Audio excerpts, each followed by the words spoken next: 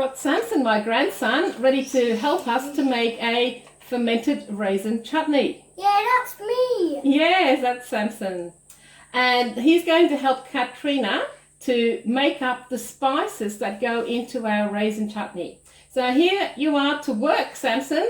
So grab that mortar and pestle and start grinding as Katrina puts in 10 peppercorns. Okay, we're just going to mix and swirl it around. So it's going to go into a powder. You help me count them out. Okay, 1, Oh, yeah.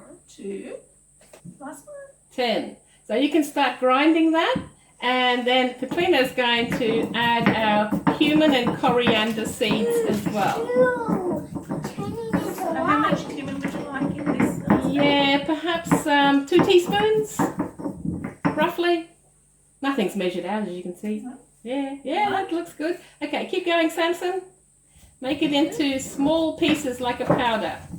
And twice as much coriander. Because the coriander is more subtle than the cumin. The cumin has more sharp overtones. Keep going. You've got a lot of work ahead of you here. Lovely. That's it. It needs a strong boy to do this job. Keep going. I like it. Good. Right, now we've ground down the spices. And we've got a couple of cloves of chopped up garlic. And now Samson's going to mush that in with our spices. Come on, look at what you're doing. Almost go. Yeah, you can squash it all. And then rub it around again. And then rub it around. Good And job. while that's happening, Katrina's going to chop up a bit of coriander to go in. And that may not have to be mortar and pestle, just finely cut up, yeah. Keep grinding, make it into a paste. All those flavours are coming out, and we're going to make a gorgeous raisin ferment. It smells so nice. Now smell it.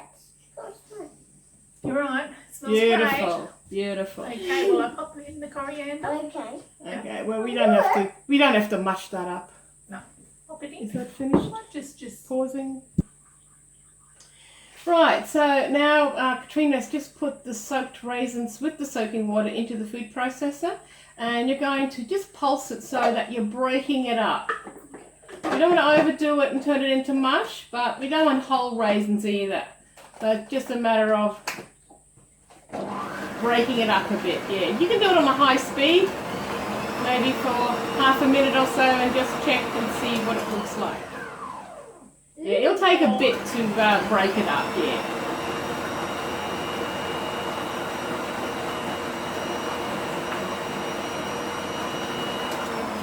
Okay, check it again now. could do with A little bit more, okay. Alright, so now the raisins have been broken up and it's not turned to mush, so it's just a lovely texture.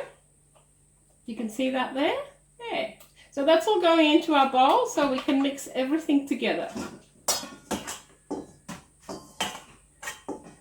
No. Sorry.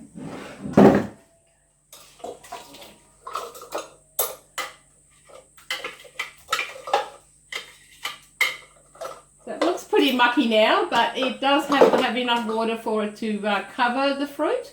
And that at the same time, that soaking water is becoming our fermenting water. Okay. So you can put all the spices in there now. Okay. Yeah. So these ones in here? Yes. The coriander. We didn't really mortar and pestle it, but it ended up in there. Let's just finely cut coriander. And we're going to add a bit of heat. So I've got here just some powdered cayenne pepper. Yeah, so that's rather spicy. And I think a good teaspoon of that in there. Yeah. I know it seems like a lot, but the fermenting will break it down. Oh, that's fine. Just chuck it in. I'm glad you like me. You're just a chucker-inner. Just a chucker. Only way to go. And just mix that together again. You may need to add a bit of salt, or you can put some soy sauce in. A bit of salt. to balance out the pepper and the heat. Lovely.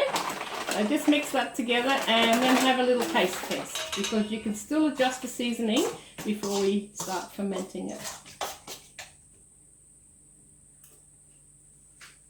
Very warm. Yeah, good, Very good. warm. Yes, that's what we want.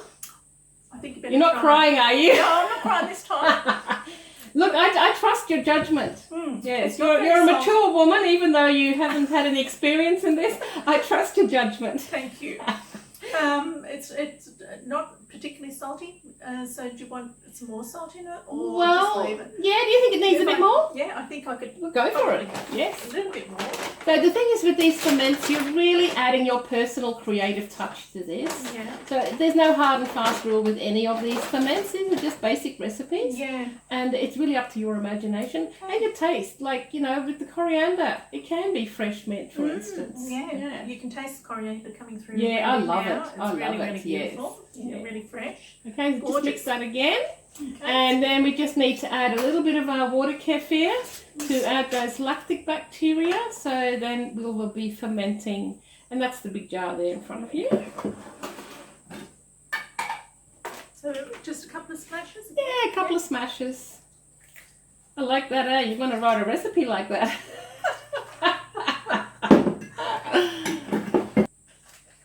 So what do you think? Is there anything else that you can add? I reckon a bit of ginger. A bit of ginger wouldn't go straight. How about it then? Okay. Yeah. Just don't overdo it, because ginger is a very, very sharp, strong flavour. But just think of it, just lifting it that little bit. Maybe Yeah, I little bit think that's more. pretty good, isn't it? Yeah.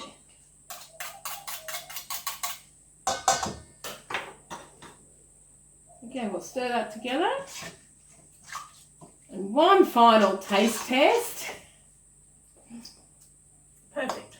Well, there Really you go. good. That's Really, great. really I good. can't wait to have that one on my dish Delicious. as a condiment. So yeah, we pour everything into the fermenting jar. In other words, just a jar. Nothing special about this. No airlocks needed, or you know, it's just a clean jar with a screw top lid. That's perfectly fine. It can be a flip top lid as well. These are really quite short ferments, aren't they? Yes, they are. Nice quickies. This one will last a couple of weeks in the fridge. Okay. But then again, over time, the sugars will ferment down, the flavours will ferment out, and it becomes a bit uninteresting. Okay. So use it within a couple of weeks of making, and it's a real joy. Yeah. Okay. Keep it nice and fresh. Yeah. Now, do you think there's enough liquid to cover everything? I would have thought so. Yeah? Yeah. All right, so we'll just put our little weight on Yeah. top. Yeah. So we've got here a little Ziploc bag filled with water, laying on top, and that ensures that the liquid is over all our ingredients. You can put the lid on. And that can easily have up to 48 hours. Okay. And just taste it, because what you're after is, can you taste a bit of that lactic, a little bit of sourness, that tanginess. Okay. Yeah, and that will really help it to become a savoury ferment. Yeah. And Elizabeth, you must have a lot of those bugs floating around just here in this kitchen as you make Oh, I'm more sure, and more yeah. and more. Look, you don't know what you're breathing in around here. Thank you.